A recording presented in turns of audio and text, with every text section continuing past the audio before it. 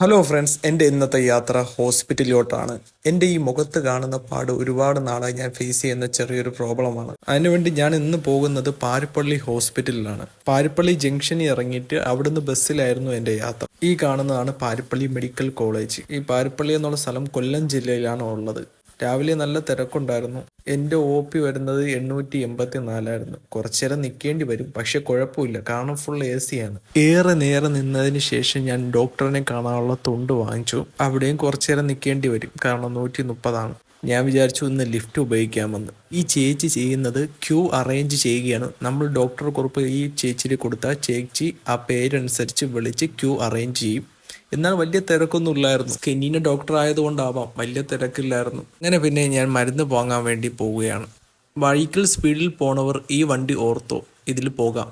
അങ്ങനെ മരുന്ന് സെൻറ്ററിലും ക്യൂ ആയിരുന്നു. പക്ഷേ ഈ ആദ്യം കാണുന്ന ക്യൂവിൽ നിന്ന് കഴിഞ്ഞാൽ നമുക്ക് മരുന്ന് ഉണ്ടോ ഇല്ലയെന്ന് ചെക്ക് ചെയ്യാൻ പറ്റും. ഉണ്ടെങ്കിൽ പെട്ടെന്ന് തരും. അങ്ങനെ കിട്ടിയ മരുന്ന് വാങ്ങിച്ച് ഞാൻ വീട്ടിലോട്ട് പോവുകയാണ്. ഇനി ഇവിടെ വരാതിരിക്കാൻ നമുക്ക് പ്രാർത്ഥിക്കാം.